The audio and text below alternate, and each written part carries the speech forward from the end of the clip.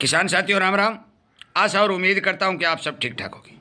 साथियों, आज मैं आपको गेहूं के बेसल डोज के बारे में बताने जा रहा हूं, क्योंकि बहुत से किसानों के प्रश्न आ रहे हैं कि जो गेहूं की खेती किसान कर रहा है उसके अंदर कौन कौन सी खाद डालें, किस समय डालें और कितनी डालें, कौन सी स्प्रे करें। ये बात इस वीडियो में संपूर्ण रूप से बताई जा रही है। थोड़ा सा वीडियो लंबा हो सकता है क्योंकि छोटे वीडियो में किसान को नहीं समझ आता, इसलिए किसानों के लिए मैं आपसे विनय प्रार्थना करता हूं कि वीडियो को पूरा सुन लें और उसके हिसाब से काम करें। आपका उत्पादन 1000% बढ़ेगा, यह मैं विश्वास दिलाता हूं। सबसे पहले तो मैं बता दूं कि गेहूं के अंदर पानी लगाना है 4 या 5 पानी गेहूं के अंदर जरूरी है साथियों, जमीन के हिसाब से। क्योंकि यदि रेतीली जमीन है तो 5 या 6 पानी भी लग सकते हैं, थोड़ी अच्छी जमीन है तो 4 पानी जरूरी है। ये बात ध्यान रखने वाली बात है। जो बिजाई का पानी है वो अलग और ऊपर से 4 पानी जरूर लगाने हैं, ये ध्यान रखने वाली बात है। सबसे पहले नोट कर लें। कम पानी है तो भाई कम है, इलाज नहीं है, परंतु मैं पूरा उत्पादन लेने के लिए 4 पानी की सिफारिश कर रहा हूं। 5 या 6 लगाएंगे तो और बढ़िया होगा। आखिरी पानी का समय भी बताने जा रहा हूं। और ये बात मैं बता दूं कि शाम को लाइव 6 बजे से 7 बजे तो प्रोग्राम चलता है, उसमें अपने प्रश्न आप कर भी सकते हैं, संपूर्ण उत्तर प्राप्त कर सकते हैं। अपने यार मित्र दोस्तों तक इस वीडियो को शेयर कर दें ताकि किसानों को फायदा हो और आपको भी ये जानकारियां ठीक मिलती रहे। तो आप इस चैनल को सब्सक्राइब के साथ जुड़ जाइए। अब बात करते हैं साथियों बिजाई की। मुझे पता है कि किसान अनेक प्रकार की वैरायटियों की बिजाई करता है। कोई भी वैरायटी आप ले लें, ABCD जो भी वैरायटी आप बोना चाहते हो बो सकते हो, अपने एरिया के हिसाब से, मौसम के हिसाब से। बिजाई के समय जो हम DAP डाल रहे हैं, 1 किलो बीज के पीछे 1 किलो DAP जरूरी है, ये बात ध्यान रखने वाली बात है। और बिजाई के समय 15 या 20 किलो यूरिया का छिड़काव करना भी बहुत जरूरी है, क्योंकि मैंने कई वीडियो में बता दिया है कि जो भी हमारे ज़मीन के अंदर कचरा होता है वो जब गलता है तो नाइट्रोजन खींचता है। जो हम बिजाई करते हैं उस समय नाइट्रोजन देते नहीं है तो पौधे को नाइट्रोजन की कमी महसूस होती है और पौधा उगते ही पीलापन दिखाने लगता है। ये 2 बात तो साथियों बिजाई के समय बता देता हूं। उसके बाद में 2 या 2.5 बैग यूरिया, नोट कर लें, 2 या 2.5 बैग यूरिया आप अपने प्रति एकड़ के हिसाब से दे सकते हैं। हेक्टेयर की बात करें तो 5 बैग प्रति हेक्टेयर के हिसाब से। 6 बैग भी होंगे तो कोई दिक्कत नहीं होगा। आप इसे थोड़ा थोड़ा करके अपने गेहूं की फसल में दे सकते हैं।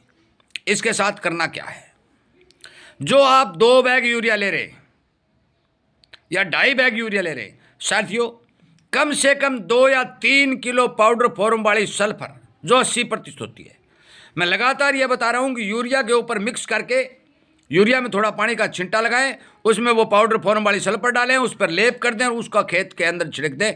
ये ध्यान रखने वाली बात है कि 1 किलो से लेकर के 3 किलो तक पाउडर फॉर्म वाली सल्फर आपको खेत में खाद के रूप में देनी है।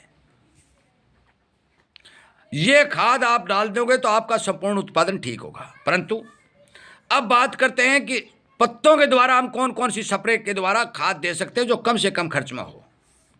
साथियों, पहला पानी लगाने के बाद गुड़ और छाछ की स्प्रे जरूरी है। कितना गुड़ और कितनी छाछ?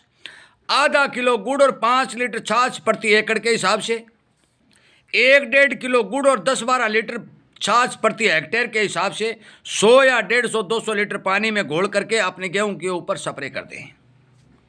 इस स्प्रे का प्रयोग आप पहले पानी लगाने के बाद में करें ताकि आपको संपूर्ण रिजल्ट मिले। अब इसके बाद आप जो NPK जो पत्तों के द्वारा खुराक देना चाहते हैं उसका भी मैं बता दूं। भी 2 किलो DAP, 1 किलो यूरिया प्रति एकड़ का बता रहा हूं, ध्यान कर लेना।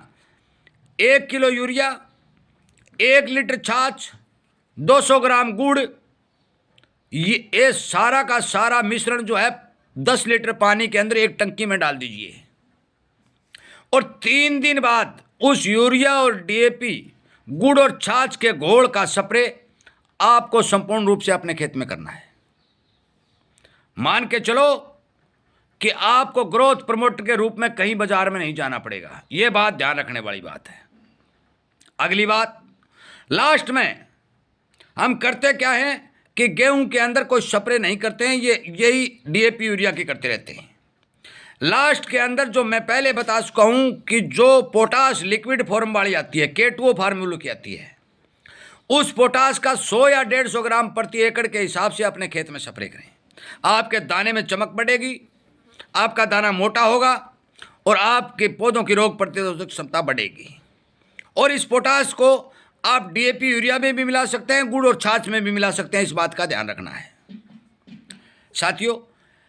एक बात ध्यान रखने वाली बात है कि जिस खेत के अंदर 28 51 गेहूं की बुआई हुई है, उस खेत के अंदर एक पीला रतुआ को रोकने वाली स्प्रे जरूर करें। वो स्प्रे में आपको क्लियरिटी आपको बता दूंगा और वीडियो के माध्यम से आप तक पहुंचा दूंगा।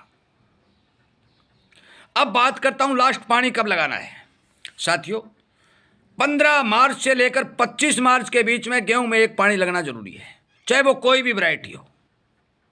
ये बात ध्यान रखने वाली बात है। 15 मार्च से लेकर के 25 मार्च के बीच में एक पानी गेहूं में जरूर लगाना है। पहले आप जितने पानी लगाते हो लगाते रहो। टाइमली आपको पता है कि इस टाइम पानी लगाएंगे तो आपको फायदा होगा। इससे ज़्यादा गेहूं में ज़्यादा कुछ देने की कोई जरूरत नहीं। मौसम के हिसाब से जितना आपका प्रोडक्शन होगा संपूर्ण रूप से आपको मिलेगा।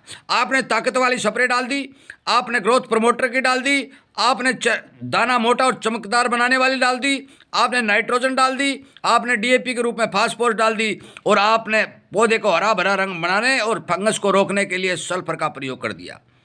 4 या 5 या 6 जो भी आप चाहते हैं पानी लगा दिए। इससे ज़्यादा गेहूं के अंदर बेसल डोज की जरूरत नहीं है। इसमें आपका कोई ज़्यादा खर्चा नहीं लगेगा।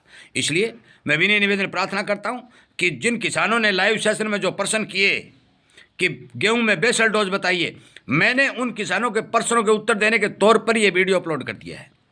और हो सकता है कि उन किसानों के प्रश्नों का उत्तर मिल गया होगा, शायद नहीं मिला है। तो आप सभी किसानों से मेरा विनय निवेदन प्रार्थना है कि इस वीडियो को शेयर कर दें ताकि ये वीडियो उन किसानों तक पहुंच जाए, उन्हें इस बात की जानकारी मिल सके।